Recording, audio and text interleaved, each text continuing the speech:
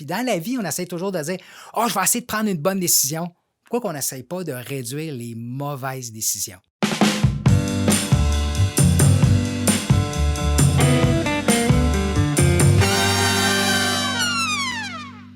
Après avoir vu l'analyse fondamentale, l'analyse technique, on est maintenant rendu au troisième sujet, l'analyse du comportement humain. Ça va terminer notre triangle de feu et d'ailleurs, aujourd'hui, on reçoit encore une fois à Garde le Change Michel Villa. Salut Michel! Salut David, salut Samuel. On est très content encore une fois de te recevoir au podcast. On a vu les deux premiers sujets, les deux premières méthodologies là, pour être un bon investisseur. Par contre, il y a un troisième aspect, un troisième sujet là, qui vient s'allier à ces deux-là, et c'est le comportement humain. On a bien beau faire tout ce qu'on veut, ça se passe ici aussi. Absolument. C'est pas pour rien qu'on dit que le pire ennemi d'un investisseur, c'est quoi ou c'est qui?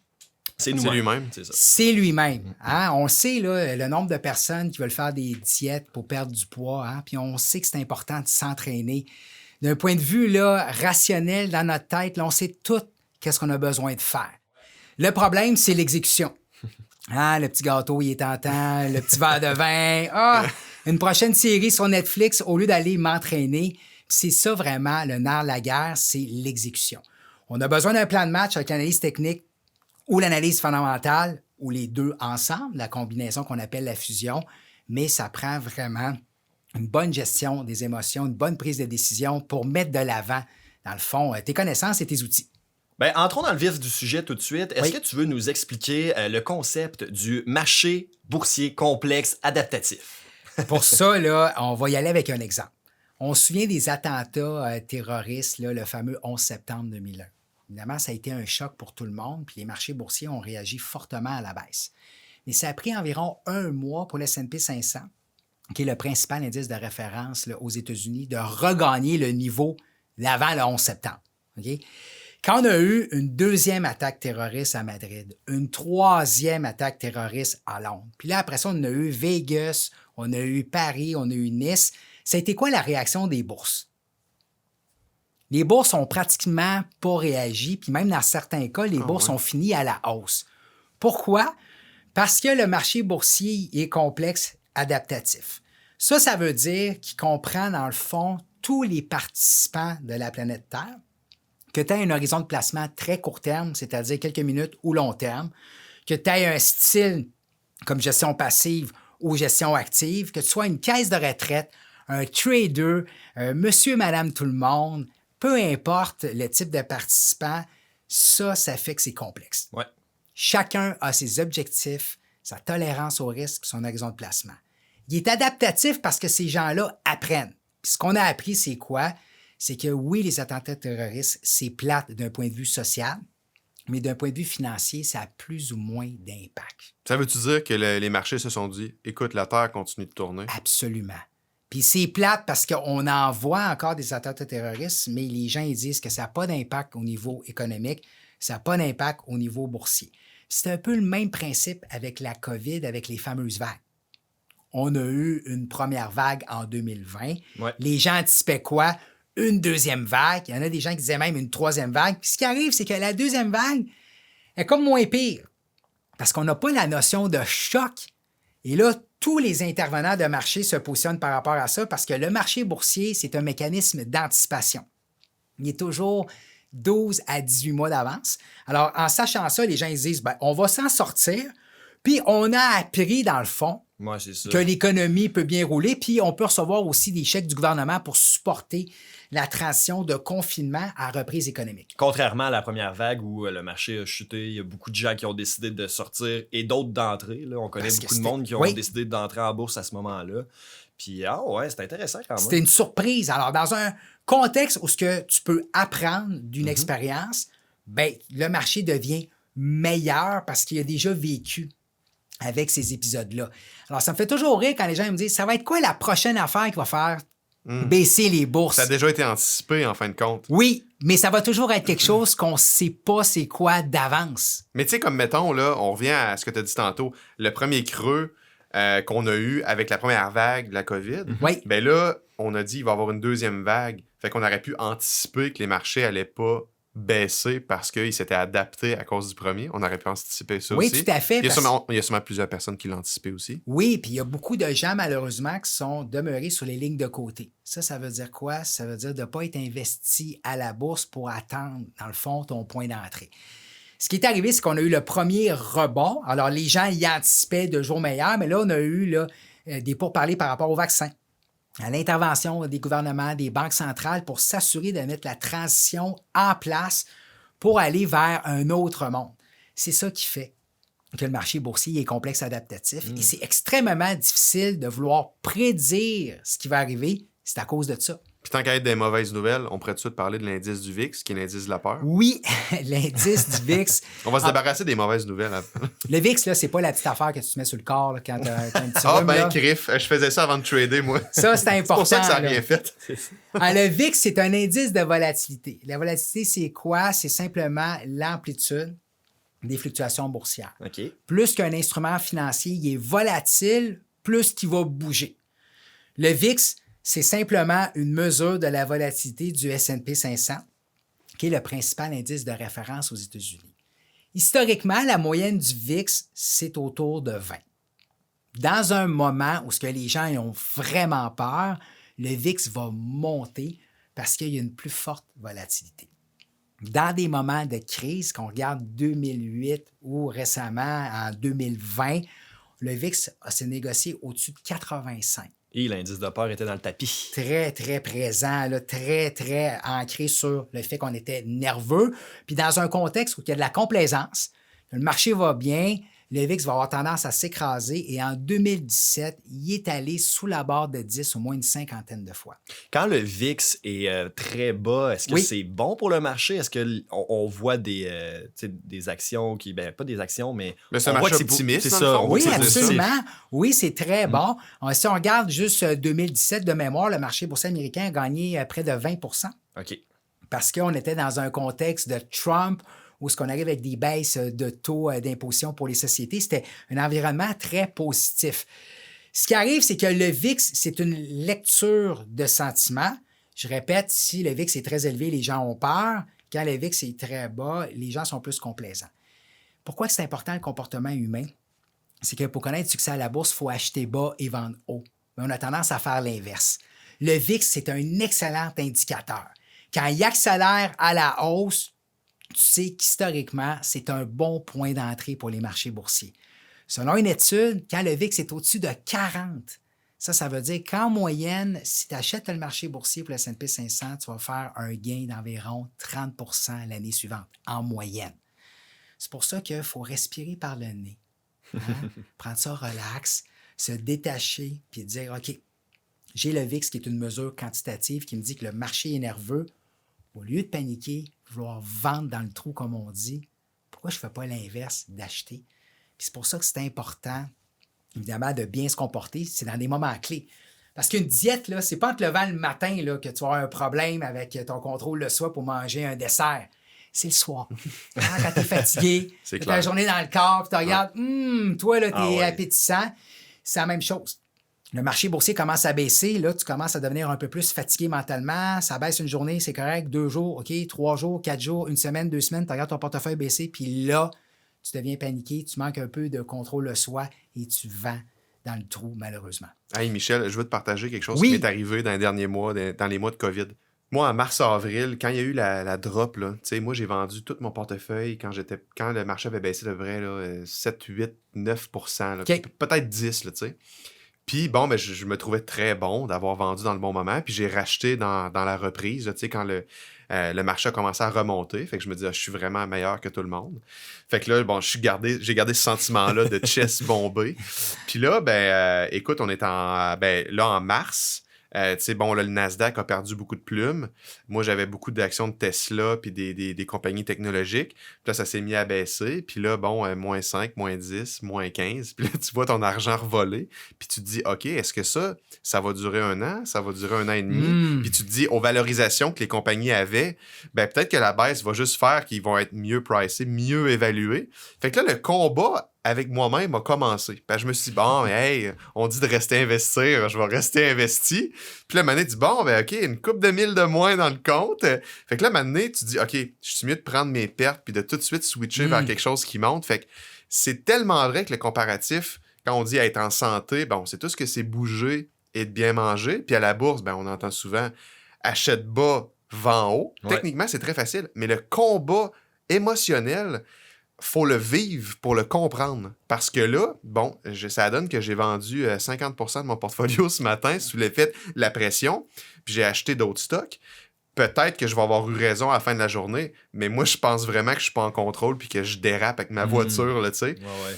Puis, en réalité, c'est ça qu'on vit. On passe par des phases où on a une forte émotion parce qu'on perd de l'argent, ou on a une forte euphorie parce qu'on en fait beaucoup. Mais avec l'euphorie, on devrait être raisonnable et dire « Hey, j'ai fait beaucoup d'argent, je devrais vendre, prendre une partie de mes profits pour sécuriser mon gain. » Mais c'est quoi réellement le pourcentage des gens qui font ça? Je serais curieux de le connaître. Absolument. Puis un bon truc par rapport à ça, c'est qu'il faut vraiment distinguer est-ce que j'avais une décision qui était basée sur la logique ou c'est juste sur le coup de l'émotion. Puis une bonne façon, dans le fond, c'est de se parler à la troisième personne. Là, tu pourrais dire Samuel a le goût de vendre ses actions aujourd'hui. Là, ça peut paraître drôle de faire cet exercice-là, surtout si tu parles fort dans la rue puis que le monde te voit. Mais le point, c'est que ça crée une certaine distance. En pensant à la troisième personne, c'est de dire OK, Samuel a l'intention de vendre ses actions. C'est pourquoi Samuel a envie de faire ça?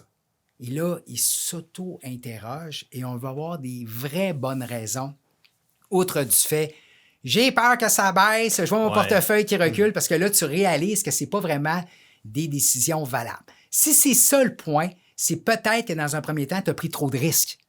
Et ça se pourrait. Ça. Et là, ça serait une bonne leçon à tirer pour le futur. L'autre truc qui pourrait être intéressant, si tu appelles ton meilleur ami, puis ton meilleur ami se retrouve dans cette situation-là. Ouais, j'ai le goût de vendre mes actions de technologie, etc. Tu lui poserais quoi comme question? Quelles sont les raisons derrière? Et là, tu essaierais d'échanger avec ton ami. C'est vraiment le but, là, c'est de créer un espace entre toi et ton temps de réaction. Parce que l'être humain, il est impulsif. Si on est capable de créer un petit espace, on va être capable de diminuer beaucoup d'erreurs. Puis dans la vie, on essaie toujours de dire « Oh, je vais essayer de prendre une bonne décision. » Pourquoi qu'on n'essaye pas de réduire les mauvaises décisions? Au lieu de penser en plus, je vous invite à penser en moins. Si on diminue les erreurs, ça va améliorer beaucoup notre performance. C'est ce qui va faire souvent la différence aussi. Oui. Moi, il y a quelqu'un qui m'a dit, Michel, maintenant, il dit arrête de te concentrer à faire plus d'argent, mais il dit concentre-toi à ne pas en perdre. Puis il m'a démontré mathématiquement pourquoi. Parce que quand tu perds, admettons, 20%, de 100 $, tu es à 80 $, mais remonter à 100, c'est pas vrai que ça prend 20. Ça prend 25. Ça prend 25%. Ouais. Fait que tu descends de 20, mais il faut que tu refasses 25 pour revenir où tu étais. Ouais. Fait que c'est pour ça que se concentrer sur ne pas en perdre versus en faire plus, des fois, mathématiquement, tu peux faire plus d'argent au long terme. C'est un excellent point. Puis souvent, quand on parle de bourse, on parle souvent que la bourse monte à long terme. On pense toujours en termes de rendement. Mais ce qui est important de penser en termes de comportement humain, c'est la gestion de risque parce que le marché boursier baisse aussi. C'est pas linéaire. J'avais déjà entendu parler d'une statistique, dans le fond, qui disait que le marché boursier grimpe en moyenne 10% par année. Okay? Mais à chaque année, seulement 7% du temps, il va finir entre 8 et 12%. Ça veut dire qu'il y a bien des années qui vont afficher un rendement beaucoup plus élevé ou moindre. Ça ne va pas en ligne droite. C'est pour ça qu'on dit que le comportement, il est non linéaire. Mais qu'est-ce qu'on voit dans des cours de bourse? On voit le beau graphique. Si j'avais acheté là, puis j'avais vendu là, puis tu entends toujours l'histoire de si j'avais investi 1000 $ dans Amazon quand il rentrait en bourse, je serais millionnaire aujourd'hui. Ouais, mais Amazon, là, en 2000, il a perdu 90% de sa valeur à un moment donné. Est-ce que tu serais resté dans Amazon? Ton combat émotionnel est d'une force là, foudroyante. Ah oui, je vous crois. Ça n'a pas de l'air toujours évident. Puis, dans d'autres podcasts, on parlait du day trading. Oui. Ça, encore une fois, c'est une partie d'émotion. Là. Tu peux pas... Puis je le disais dans un autre épisode, je serais pas capable, moi, parce que je suis quelqu'un d'assez... j'ai pas mes idées à bonne place des fois, je suis stressé. Ça, encore une fois, ça entre en jeu. Puis là, bon, tu as parlé de certaines gammes d'émotions. Il y a les biais émotionnels aussi, les biais cognitifs. Oui. C'est quoi ça? Bien, tu as deux types de biais qu'on appelle comportementaux. Ce sont des erreurs de jugement. Un biais émotionnel, c'est en lien avec tes pensées, tes sentiments et tes émotions. Ça, là, c'est tough en tabarouette à changer. Des biais cognitifs, c'est la manière que tu traites l'information et la mémoire. Puis le meilleur exemple, c'est comme tu aurais un bug dans ton ordinateur. Tu fais juste changer le disque dur, ça, c'est un biais cognitif. Ça veut dire qu'avec la formation puis l'éducation, tu es capable d'apprendre ces biais-là puis à les corriger. As-tu des exemples? Oui, absolument. Si je vous pose la question, c'est quoi la chance ou la probabilité que vous décidiez, par exemple, un chien qui vous attaque ou tomber de votre lit? OK? En termes de probabilité, c'est lequel de ces événements-là qui est le plus dangereux? Être tué par un chien, Tué par un tomber chien. va être... C'est tué par un Bon, chien. si je dirais un chien. Mais ça va être le lit, check bien. C'est sûr. Vous êtes tendu un piège. Ça, là... OK. On est tombé dans le piège de Michel. C'est un biais cognitif de disponibilité. C'est quoi un biais de disponibilité? C'est qu'on se souvient de quoi? Des informations récentes qui nous viennent en tête. Puis on se souvient toutes des attaques de pitbull qu'il y a eu au Québec. Hein, c'est On est spectaculaire. biaisé par ça. On est biaisé par ça. Mais savez-vous qu'aux États-Unis, de mémoire, 34 Américains par année décèdent en étant attaqués par un chien, mais 450 Américains annuellement perdent la vie en tombant. Ben voyons donc. Capoté.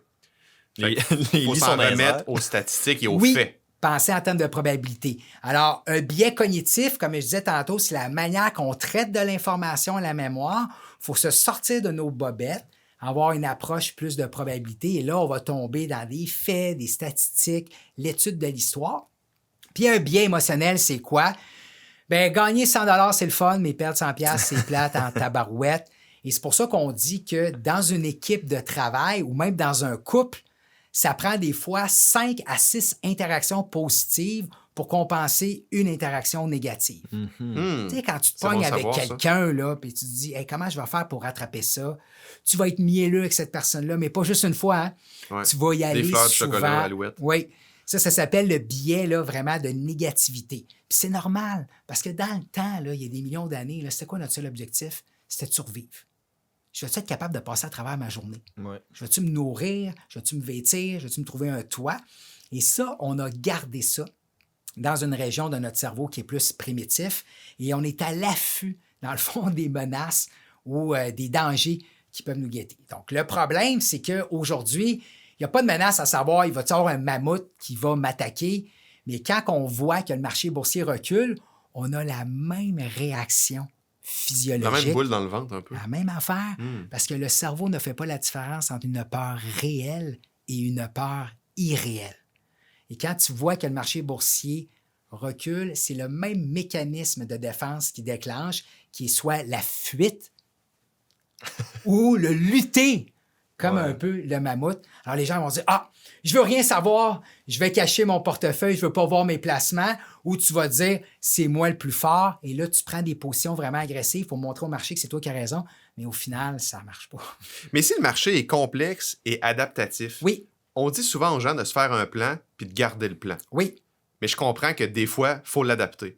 Oui. Par contre, des fois, je trouve que, mettons, on se fait un plan. Là, tu sais, on dit, bon, on fait nos analyses, puis on dit, ben, regarde, moi, je vais investir dans ça sur 10-15 ans, et j'y crois, c'est une bonne idée maintenant. oui.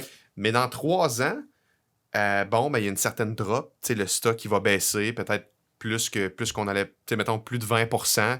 Puis là, on se remet en question, on dit, ah, c'est peut-être le temps de vendre. Mais des fois, la phrase qui dit stick to the plan, des fois, elle peut être gagnante, mais des fois, elle peut ne pas être gagnante aussi à cause du fait que le marché est complexe et adaptatif. Oui. Fait qu'on fait quoi dans ces situations-là quand on se fait un plan, mais là, devant la situation qui arrive, on comprend que c'est adaptatif, on dit, est-ce qu'on tourne à gauche ou on tourne à droite puis on reste dans le même chemin qu'on était censé prendre? Bien, la question que tu vas te poser, est-ce qu'il y a quelque chose qui a changé suite à cette baisse-là? Quand on investit à la bourse, une fois de temps en temps, tu vas aller voir tes positions puis tu vas te dire, moi, ma thèse que j'avais l'année X, aujourd'hui, est-tu encore valide? Qu'est-ce qui a changé? Et si la réponse, c'est oui, ça a changé beaucoup, puis c'est carrément pas ce que j'avais anticipé, puis c'est plus ça que je vois pour le futur, tu vends. Mais tant aussi longtemps que ta thèse est en place, même si l'action elle a fluctué de X pourcentage, tu gardes le cap. Mais la seule façon de pouvoir garder le cap, c'est qu'il faut que cette position-là à l'intérieur de ton portefeuille ait un poids convenable pas 30 de ton portefeuille, Ouais. puis tu souhaites diversifier. C'est pour ça qu'on dit qu'un investisseur à long terme, c'est sa diversification qui va lui permettre de jouer avec les variations émotionnelles. Tandis qu'un Tout va se trader- compenser. Oui. T'es à moins 10 sur un, mais à plus 20 sur l'autre. Ouais. Fait qu'émotionnellement, tu dis, je vis bien avec ça. Tu es dans ta barque sur l'océan, puis là, des petites vagues, puis c'est correct. Mais c'est sûr que quand il y a un tsunami, ben là, c'est là que tu prends les moyens drastiques, puis que tu vends tout. Même si tu as compris l'analyse fondamentale, tu as compris l'analyse technique, tu penses que tu es consciemment Oui, compétent. c'est bon, OK? Tu penses que tu es consciemment compétent, Ouais. mais là, le tsunami arrive, puis émotionnellement, t'es pris, tu vends tout, tu prends la pire décision de ta vie. Ta Ouais. femme te divorce parce que t'as perdu l'argent de la maison. J'aimerais que tu parles de cet effet-là, Michel. Ben, c'est que quand on commence dans un domaine, notre niveau de confiance il est très élevé. Mais notre niveau de compétence, il est très bas. Ouais. OK? C'est un peu l'inverse. Ce qui arrive, c'est qu'on ne réalise pas, attention, qu'on est inconscient, qu'on est incompétent. OK? Moi, j'ai eu mon permis de conduire à l'âge de 33 ans. Je me suis dit, facile, je vais aller prendre mon cours théorique, mon cours pratique, puis je vais être capable de réussir ça. Conduire manuel, il n'y a rien là. Et quand je suis rentré dans une voiture pour conduire manuel, je me suis dit, je suis inconscient que je suis incompétent. À la bourse, étant donné que le marché boursier de 2020 à 2021 a grimpé d'environ 80 des bas, n'importe quelle personne qui a investi dans une action à la bourse, à moins qu'elle soit vraiment malchanceuse, a fait de l'argent. Et là, la personne, elle se dit, c'est bien facile. Ben oui. C'est donc le fun. Puis là, tant aussi longtemps qu'elle n'a pas une balle courbe, c'est-à-dire un marché qui baisse un peu, elle est inconsciente qu'elle est incompétente, jusqu'au jour qu'elle pogne une poche d'air, puis qu'elle prend conscience qu'elle est incompétente. Et là, ici, on est à la phase 2 des 4 phases d'apprentissage. Et là, c'est à ce moment-là qu'elle dit, OK, je vais suivre une formation en bourse, des cours en ligne, je vais écouter des capsules. Le problème qu'on a, c'est que l'offre de cours en ligne ou de formation ou des livres de bourse sont souvent axés sur l'analyse fondamentale, l'analyse technique, puis on dit aux gens, revise un peu tes notions, là. C'est peut-être pas le bon indicateur ou la bonne approche. Au lieu de te dire, non, c'est mon mental à moi qui a fait défaut. Et là, les gens, ils peuvent tomber dans un sac vicieux qui vont courir d'un livre à un autre, d'un webinaire, d'un cours. Ils vont dépenser des milliers de dollars pour réaliser qu'au final, ils font juste tourner en rond. C'est une erreur du pilote et non de l'avion. Absolument. Et là, quand tu es conscient que tu es incompétent, tu prends des mesures pour travailler sur toi-même. Et là, la troisième phase, c'est quoi? Tu deviens, dans le fond, conscient de ta compétence. Donc, tu es toujours un peu ses freins. Moi, quand je commençais à conduire, là, parlez-moi pas dans la voiture, là, fenêtre fermée, pas de radio, puis j'avançais, là, puis j'étais vraiment craintif, jusqu'au jour où tu es quoi? Tu es inconscient que tu es compétent. Ça, Ah ouais. ça, tu veux aller vers ça. Tu vas aller vers ça, puis ça devient naturel. Et ça passe par quoi? Des habitudes, des routines. C'est comme installé. Et à la bourse, si tu es un négociateur actif, il faut que tu apprennes à perdre. Apprendre à perdre. Oui, Ouais, apprendre à c'est- perdre. Puis c'est correct de perdre parce que ça Accepter fait la partie. Accepter la perte, puis d'apprendre à perdre, de dire je ne perds pas, c'est une leçon que je tire à toutes les fois. Donc, tu prends des notes dans un journal transactionnel de dire OK, cette transaction-là, elle n'a pas été rentable, pour quelle raison? Et c'est là que tu apprends. Tu sais, tu parlais tantôt adaptatif, c'est que toi, tu évolues à travers le temps. Tu allais dire quoi, David? Ben, qu'est-ce que tu as fait, toi? Parce que, donc, je sais pas, ça fait combien de temps que tu es à la bourse, mais as-tu vu une évolution de ce côté-là, que tu as pris conscience de certains problèmes que tu Comment avais? tu as vécu ça? C'est ça, comment tu as vécu ça? Moi, j'ai appris à la dure. Parce que moi, là, Bibi, ici, là, il s'en faisait à croire. Là. J'ai fait toutes les études imaginables possibles. Je rêvais de gérer l'argent pour une institution financière et j'ai eu cette opportunité-là. Et là, j'avais un ego tellement gros comme la terre que j'ai pris beaucoup de risques puis je me suis enfargé complètement. OK. Le point, c'était pas une question de savoir, c'était une question de savoir-être. Et quand je me suis fait congédier de l'institution financière, c'était vraiment pour moi là, un wake-up call important. Je me suis dit, c'était quoi mon problème? Puis quand j'ai parlé avec mon mentor, Mike Bellafiore de SMB Capital, il m'a dit, c'est entre tes deux oreilles. Ben voyons, toi, tu me niaises. Oui, c'est ton état d'esprit. Tu as un état d'esprit qui est fixe. Toi, tu penses que pour connaître du succès dans la vie, tu as des talents, puis c'est inné, puis tu ne peux pas rien changer à ça. Et si tu ne réussis pas, c'est une insulte à ton intelligence. Lui, ce qu'il dit, c'est que ça te prend une intelligence de croissance, qu'on appelle Growth Mindset de Carol Dweck, le célèbre professeur qui est arrivé avec ce terme-là. Puis à chaque fois que tu t'en fâches, c'est une expérience où tu apprends pour mieux te développer. Puis là, je me suis dit, oh my God, c'est ça mon problème. J'ai travaillé sur moi, je me suis remis en forme, commencé à pratiquer les méditations, puis je me suis dit, au Québec, on n'en parle pas du comportement humain à la bourse, de l'importance de l'état d'esprit, et je me suis lancé à mon compte en 2016.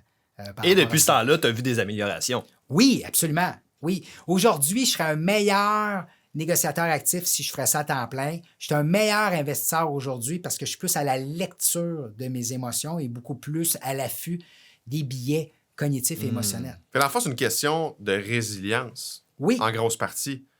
Ça prend de la résilience pour accepter ce qui nous arrive, comprendre la situation et de ne pas refaire 2 fois la même erreur, en fin de compte. C'est très difficile d'éliminer les erreurs. Tu vas les réduire. Oui, c'est ça. Les pour ça réduire qu'il au faut minimum, être en fin de compte. complaisant, bienveillant, la compassion qu'on appelle. Puis ça peut sonner drôle dans une capsule de finance, Ouais. mais il faut que tu te dises que tu es avec toi-même 24 heures sur 24. Tu te dois être ton plus grand fan.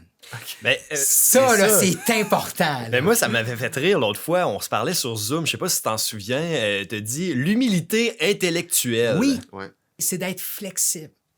C'est si je parle avec toi par rapport à un dossier vraiment épineux, c'est pas de me dire, OK, ce qu'il dit il est dans le champ, puis j'ai juste le goût de te couper, puis de te contredire, puis de te convaincre. Si je me dis, hey, je vais l'écouter ce qu'il me dit réellement, puis je vais me concentrer à ce qu'il me dit, puis je vais dire, ah, ça a bien du sens, ça veut dire que je suis flexible d'un point de vue intellectuel. Mais à la bourse, c'est la même affaire. Si je pense que l'action ABC devrait monter, là, l'action commence à reculer. Là. Au lieu de m'obstiner et de dire non, c'est moi qui ai raison, prends un certain recul. Qu'est-ce que le marché boursier te dit? Peut-être qu'elle me dit un signal. Pourquoi qu'elle baisse? Et là, tu commences à fouiller un peu puis tu réalises que finalement, ta thèse d'investissement que tu avais à la base est plus valide. C'est bon ton point que tu as dit tantôt de se parler à la 3e personne. J'étais en train de me parler à la 3e personne dans ma tête. Puis là, je me suis dit, c'est vrai qu'en ayant un détachement puis regarder la situation froidement de haut, ben, tu peux réaliser bien des affaires parce que, tu sais, est-ce qu'il y a de l'ego dans mes décisions? Ouais. Puis maintenant, ben, tu es capable de faire les pour et les contre. Puis si tu dis, regarde, je pense que selon ce que j'ai compris, il y a 60% de chance ou 70% de chance que ça aille dans cette direction-là, à cause de ce que j'ai analysé froidement, ben, peut-être que sur le long run, à long terme, ben, tu vas faire des meilleures décisions. Parce que c'est sûr que même si on se regarde de haut puis on a de l'humilité, ça veut pas dire qu'on va prendre la bonne décision pareil. Parce que ça reste que c'est droite-gauche puis on sait pas quel chemin aboutit à la bonne place, là. Par contre, au moins, ça nous permet de peut-être être moins irrité de ça puis de moins nous faire peut-être haïr ça parce qu'on peut facilement tomber dans l'eau froide puis fermer les livres puis dire j'arrête. Tu penses que tu te situes où, toi? Je te pose la question. Ben, c'est une maudite bonne question parce qu'il y a des journées que je me dis je me trouve quand même bon. Puis d'autres fois, je me dis Christy, que je suis amateur puis en fin de compte, je connais rien. Parce que des fois, je regarde des situations que j'ai faites puis je me suis dit j'ai réagi trop vite. J'aurais tellement dû penser à ça. Mais moi, dans ma personnalité, moi, je saute dans l'eau puis j'apprends à nager dans l'eau puis je me dis j'aurais peut-être dû lire un livre avant. Tu sais. Okay. Par contre, le fait que j'ai été vite m'avantage sur certaines choses. Par contre, quand je me plante vite. Tu sais, tu me dis comment je me trouve. Ouais. C'est différent chaque jour. Puis je pense pas que je vais me trouver un jour bon parce que je pense que le jour où tu te trouves bon, c'est que t'es vraiment pas bon. Tu sais, j'ai ce feeling-là. Fait que j'essaie toujours de flirter avec l'humilité et de dire j'ai encore beaucoup de choses à apprendre, mais je me satisfais de mes rendements. Tu sais. Ben, c'est ça, mais comme tu disais, à un moment donné, tu vas être à un stade où tu es bon et tu vas le savoir que tu es bon, mais c'est parce que ça va être vrai. C'est jusque là qu'il faut se rendre. Mais je pense pas qu'on le dit réellement maintenant. Tu sais, je pense pas que le meilleur trader va dire je suis vraiment meilleur que tous vous autres. Je pense que c'est quelqu'un qui va avoir une très, très, très grande humilité puis il va regarder sur son passé puis il va dire regarde, par rapport à ce que j'ai fait, je pense que si je me compare à l'indice, je suis supérieur, mais j'ai encore des choses à apprendre. Je me trompe-tu, Michel? Oui, puis il n'y aura pas un excès de confiance parce que le danger, c'est vraiment d'avoir un excès de confiance. Tu peux avoir une confiance en tes moyens, mais il faut quand même pas être, ce qu'on en dit, être cocky puis prendre davantage de risques. Là. Moi, c'est rendu que... Moi, c'est un indice pour moi, ça. Quand, mettons, quelqu'un me parle... Tu sais, on a tout un ami qui dit « Hey, tu devrais investir là-dedans, ça va exploser, ça va ci, ça va ça. » Moi, quand il y a un excès de confiance dans quelque chose que quelqu'un me dit, c'est à la poubelle directement. Ouais, j'ai perdu de l'argent à cause de ça. Mais tu sais, c'est drôle, mais l'enthousiasme des gens, quand ils nous partagent de quoi comme ça, moi, c'est dans Namaska Lithium. J'ai un de mes chums qui m'a appelé il y a 2 ans, juste avant que ça drop épouvantable, tu sais. Puis il dit, hey, tu devrais acheter de ça, là. Puis je suis comme, ah, ben lui, ce qu'il dit, c'est souvent vrai. C'est ça. J'en ai acheté pour une couple de 1000, puis j'ai pratiquement tout perdu. Puis là, j'ai dit, c'est fini. Never again. Même si c'est vrai ce que la personne me dit, puis ça s'avère être vrai, je vais être content d'avoir pris la décision de ne pas l'écouter parce qu'il y avait un excès de confiance. Puis en fait, compte, c'est sans avoir vu rien. Là, j'ai pris une décision sur carrément un excès de confiance de quelqu'un. Ouais, mais même chose, j'ai fait la même erreur avec une pharmaceutique, puis j'ai perdu de l'argent. C'est de ma faute, là, j'ai pas fait mes recherches. Mais c'est un bon conseil parce qu'on a souvent tendance aussi à écouter les gens qui passent à la télévision, qui font des recommandations de sites. Le problème qu'on a, c'est que si tu ne fais pas tes propres devoirs, la personne ne prendra pas la main si l'action recule de 30 pour te dire « Hey, en passant, je l'ai vendu ». Ouais. Puis le meilleur exemple que je vais donner, c'est Berkshire Hathaway qui ont acheté du Barrick Gold à l'été 2020. Et là, les gens ils étaient excités, ils ont embarqué là-dedans, puis annoncé en début 2021 qu'ils ont liquidé la position de Barrick Gold à un prix qui était nettement inférieur. C'est important de faire tes propres analyses, tes propres devoirs, parce que sinon, tu vas être dépendant des autres, puis ça, tu ne pourras jamais avoir, comme tu disais tantôt, de la constance. C'est ça l'objectif à travers le temps. Bon, on va terminer là-dessus. Merci beaucoup, Michel Villa, encore une fois. Très bon vulgarisateur boursier. Donc, si on fait un retour là, sur les 3 dernières capsules, on a vu l'analyse fondamentale, l'analyse technique et là, l'analyse du comportement humain. Puis, dans la prochaine capsule, on va justement faire une étude de cas qui va intégrer les notions des 3 premières. Parfait, ben c'est un rendez-vous. J'espère que ça vous a aidé. Nous, on se dit à la semaine prochaine pour un autre podcast. Ciao!